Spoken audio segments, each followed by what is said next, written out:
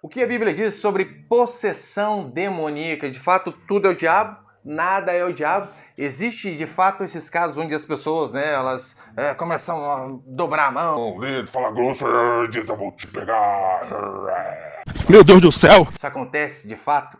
E um pastor ele pode ficar possesso? Esse é o tema do vídeo de hoje, mas antes, claro, se você não é inscrito, por favor, vem aqui embaixo, inscreva-se, curta, comenta e compartilha que o vídeo hoje está de dar medo.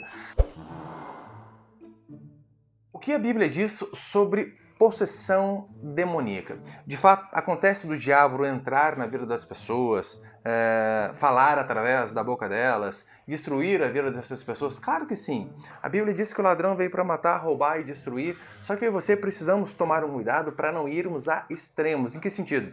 Tem muitas pessoas que para eles tudo é o diabo. Filho ficou doente, pode ter certeza, é o diabo. Perdeu o emprego, é o diabo. Finanças ruins, é o diabo. Está enfermo, ou qualquer outra coisa, Tudo é o diabo. Primeiro nós temos que ir devagar. Por quê? Temos que analisar primeiro de forma lógica, claro. Pastor, perdi o emprego, é o demônio. Será? Ou será que às vezes você chega constantemente atrasado, você presta um péssimo serviço, é um mau funcionário, por conta disso perdeu o emprego? O filho ficou doente. Será que às vezes não é porque ele acabou de tomar um banho quente e saiu e ficou de frente no ventilador, por exemplo? Finanças ruins, é o demônio do devorador. Esse eu tenho certeza que é o demônio. Ou será que às vezes você gasta muito mais do que você ganha? Pode ser essa possibilidade também. Então, analisando tudo isso, você primeiro precisa ver, olha, é culpa minha ou é culpa do demônio? Mas enfermidades, há enfermidades que são atuações demoníacas, certo? Sim e não. Pode ser e pode não ser. Por exemplo, em Mateus capítulo 17 vai dizer a escritura que Jesus ele estava diante de um jovem possesso e esse espírito maligno lançava ele de um lado para o outro, ele enrijecia, algo mais ou menos como se fosse a nossa epilepsia de hoje. Vou além. Em Mateus capítulo 12 fala que Jesus ele curou um endemoniado que era cego e mudo. E pelo que parece na escritura, enfermidades causadas por demônio e por pecados, elas andam sempre juntas. Um exemplo é que quando Jesus chega diante de um paralítico, Jesus diz assim para ele: perdoados estão os seus pecados. Ou seja, Jesus precisou primeiro perdoar o pecado dele para que então ele pudesse ser curado. Um outro exemplo, no Antigo Testamento, nós vemos Miriam. Miriam se rebela contra o líder, contra Moisés, que era seu irmão, e diz a escritura que ela pega a lepra e o exército de Israel fica 7 dias sem avançar. E um grande exemplo que nós vemos também no Antigo Testamento é o seguinte: a Bíblia vai contar a história de Naamã, Eliseu e Geazi, em 2 Crônicas capítulo 5. E é interessante que Naamã, ele é curado de sua lepra, então ele oferece presentes a Eliseu, e Eliseu faz o quê? Rejeita. Só que então, depois que Naamã está indo embora, Geazi diz: Deus do céu, como pode não aceitar esses presentes? Frase minha. Então Geazi, ele vai atrás de Naamã e diz assim: o meu senhor mudou de ideia, ele quer o presente sim. E diz a escritura que Deus o pune por conta disso. 2 Crônicas capítulo 5, versículo 27 vai dizer assim: portanto, a lepra de Naamã atingirá a ti e a tua descendência para sempre.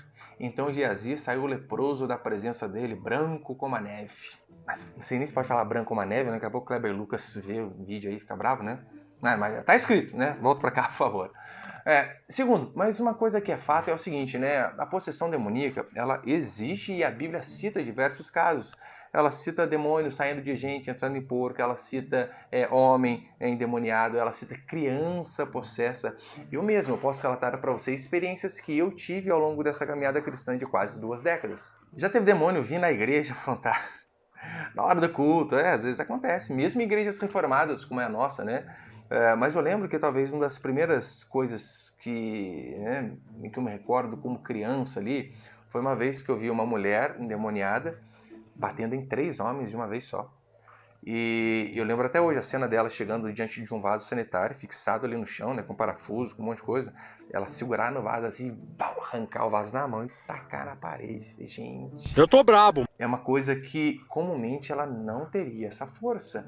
Eu lembro uma vez, fui fazer oração na casa de uma moça, o bebezinho dela, olho virado, bebê de colo, literalmente.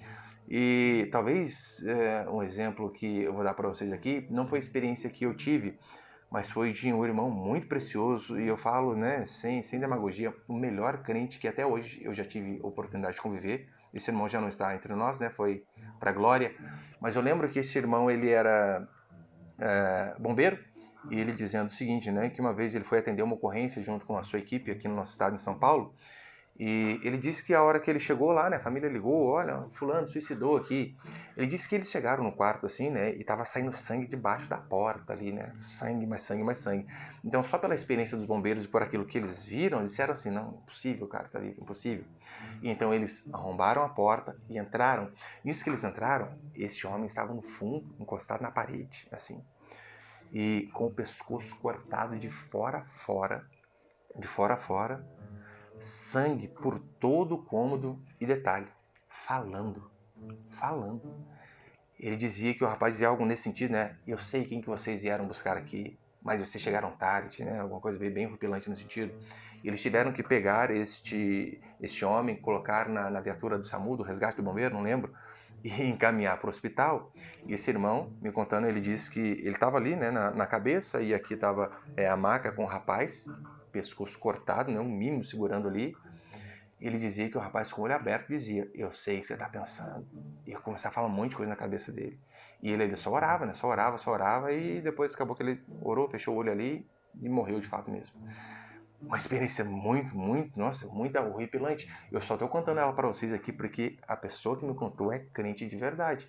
Então, eu tenho certeza, né? Na caminhada cristã você passou por algumas coisas bem horripilantes também, talvez, né? Se você tiver, depois também deixa aqui no comentário, tá bom? Mas uma coisa é fato, demônios existem e demônios atuam inclusive na vida de crentes. Paulo vai dizer em 1 Tessalonicenses, ele vai dizer assim, olha, eu quis ir até vós outras vezes, porém Satanás me barrou a porta.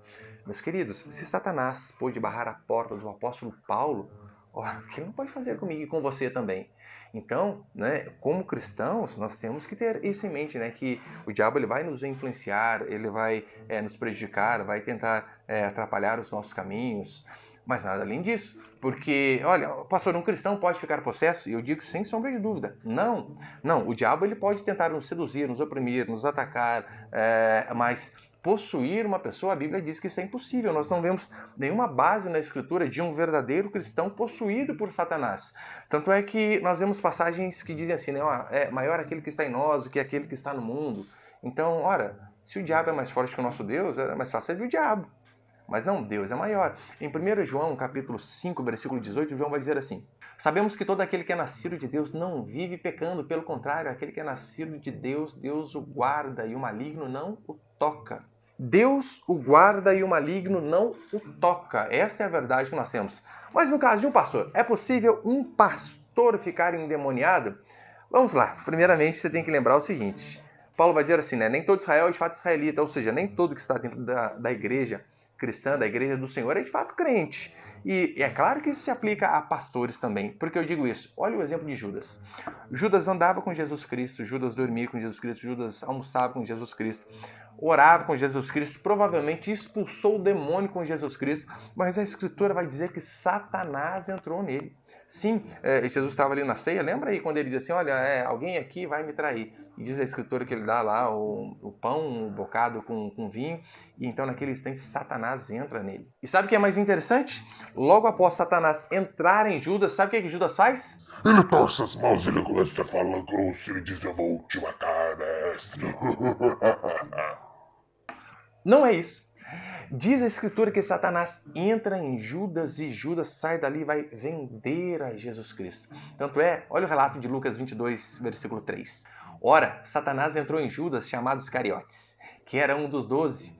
Este foi entender-se com os principais sacerdotes e os capitães sobre como lhes entregaria Jesus.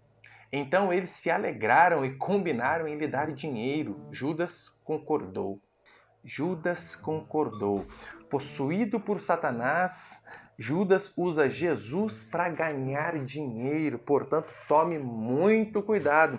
Tome muito cuidado com essas pessoas que vendem a Jesus Cristo, que costumam usar expressões disfarçadas, dizendo assim, olha, faça um voto de um salário mínimo e Deus vai abençoar você. Olha, participe do congresso para o sucesso e as portas vão ser abertas. Teremos aqui a fogueira santa, leve para casa rosa ungida, o cajado da bênção, fronha não sei das quantas, lenço, sal, esses monte de mandinga. Isso é tudo mandinga. Tome cuidado porque você pode estar seguindo pessoas possuídas por Satanás. E o que você achou desse vídeo? E o que você achou desse vídeo? Deixa aqui embaixo, por favor, né, o seu comentário, a sua opinião, alguma experiência. Quero saber também a seu respeito, tá bom? E até o próximo, se Deus quiser.